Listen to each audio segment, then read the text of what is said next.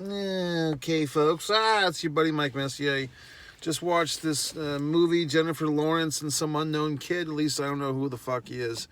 In this wonderful new comedy, No Hard Feelings, which I believe is a reference to an erection.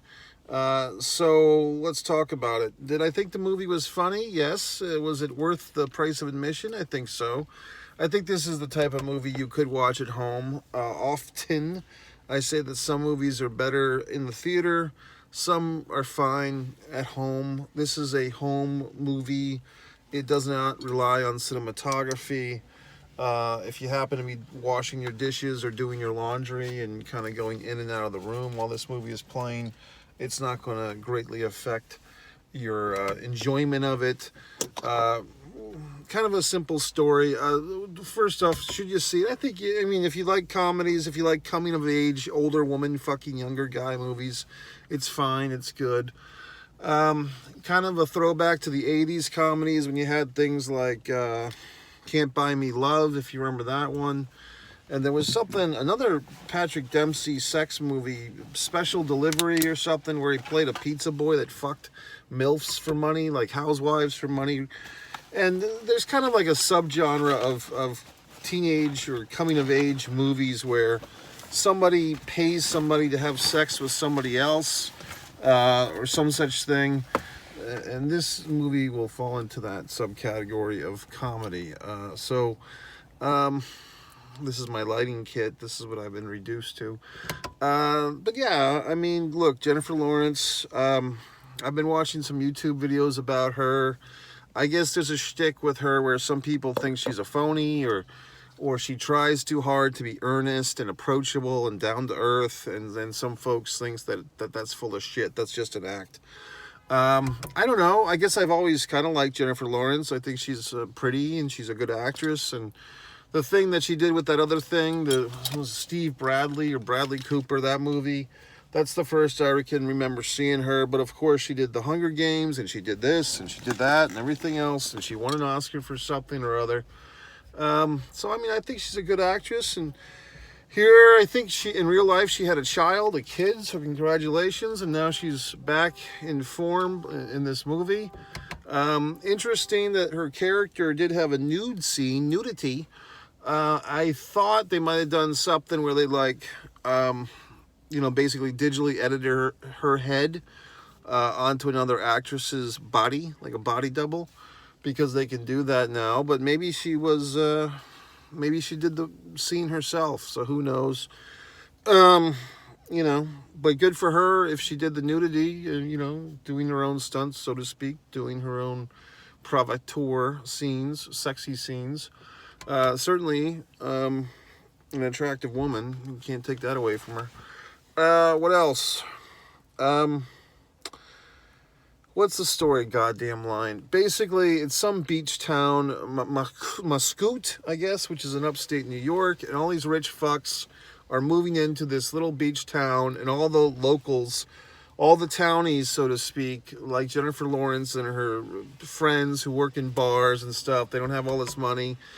They're feeling like they're getting gentrified, they're getting squeezed out, and then she can't pay her bills. She works in Uber. This is the part of the movie that I didn't like. The first 5 or 10 minutes where it's like, ooh, establishing the character. The Jennifer Lawrence character, it's like they're trying so hard to make her sympathetic. They're trying so hard to make her character sympathetic. Maddie is the name of the character. Oh, she's in financial trouble. She relies on Uber for money in the summer. But she can't do Uber because her car just got towed because she had all these tickets and whatnot. And the guy that towed her car, the repo man, as it were, not fucking Crusher Darsaw, but the repo man, it doesn't have any sympathy because he was a one-night stand for her, and then she never called him back. So that's kind of a running theme with Maddie. She has daddy issues because her rich father fucked her townie mother and then paid off the mother with money to never be in his life, and he never wanted to see his daughter, and so she's had no daddy, so now she takes it out by fucking random men. The fucking tow truck guy, some other fat guy in the bar later. This one, that one, this one, that one. She's fucking, but yet she has no love. And so then we meet our little nerd guy. You know, I guess I hope they didn't really establish his age, but had to be 17 or 18. He's just getting out of high school. He is a nerd. He stays in his room playing fucking video games and so forth, a video headset. He doesn't drink. He's awkward with girls. He's awkward with life. So his parents, played by I was going to say Courtney fucking Cox. I thought it was Courtney Cox and then I was like, is that Courtney Cox? It's not Courtney Cox. It's Matthew fucking Broderick. And some lady that I didn't really recognize. And they did fine. You know, it's interesting to see Matthew Broderick. You know, in the span of my lifetime, I've seen him gone for The Young Brooding Man and, you know, movies, Matthew Broderick, fucking, yes, I know what you're thinking, but actually Biloxi Blues, I think is probably my favorite Matthew Broderick movie. Ooh, caught you, didn't I? But in this one, he plays the father. So now he's gone from the teenage kid to the father of the teenage kid. So the parents basically set up this Craigslist ad, which is kind of funny in itself. Like all this regular people shit that Jennifer Lawrence, you know, this star vehicle for Jennifer Lawrence, they have to tell us so many times that she's a regular person in this movie because they do things like they have Craigslist and she drives for Uber and so forth. So the parents put up this post, please fuck our son and we'll give you a Buick, which is more or less the front and back of it. So she signs up. You know, she wants to save her house, her dead mother's house that she's living in. She wants to save it. She's going to fuck this kid. She fucks everybody else in this small beach town. Why not fuck this high school kid or this recent high school grad?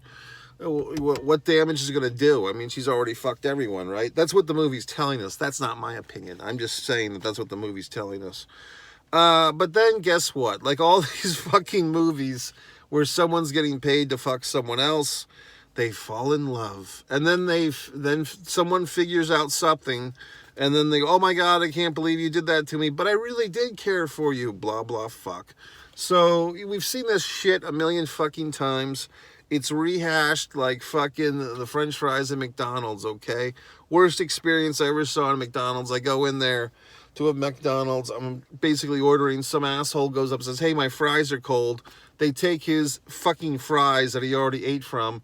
They give him some new fucking fries, and they take his old fries that he had been chewing from, and they throw it back in the fries that they're giving to new customers, okay? Disgusting. But anyway, I thought the movie was good. It was good for a chuckle. It was good for a shit and a grin. It's not going to cure cancer. It's not going to cure AIDS. It's not going to cure lymphoma. But I thought the movie was pleasant. It was humorous. There was a lot of laugh out loud moments. The audience that I was with here, they were chuckling. It seemed like some young people out on the town, they were laughing at the movie, so they got some of the jokes. The generational jokes, Maddie's character is 32, the kid is 18. But even within that generation gap, there's some humor. Sexy, like I said, Jennifer Lawrence, I don't know if it was her or not, do the nudity on the beach. That's about the sexiest stuff. She threw a really nice back suplex on the beach to some people that were stealing her clothes. They went skinny dipping. The funnest part of this movie, see, this is the thing. There was some good sentimental moments, you know, like, oh, these characters, they're going to connect and they're going to be friends and all that horse crap. So you have to do that in order to justify the comedy of something like this.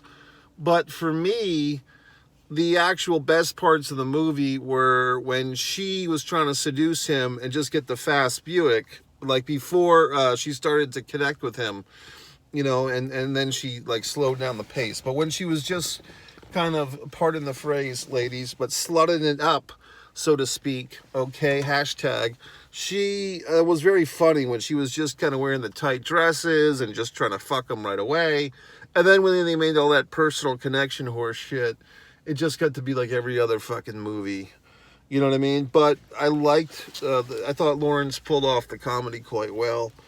So there you have it. That's Mike's Instant fucking movie review. If you want to watch my movies, Go to One Man and a Camera Films, One Pro Wrestling and Sports Fan for my pro wrestling and sports rants and footage, and that's it. Have a fucking wonderful weekend. I thought the movie was fine. Good. B+.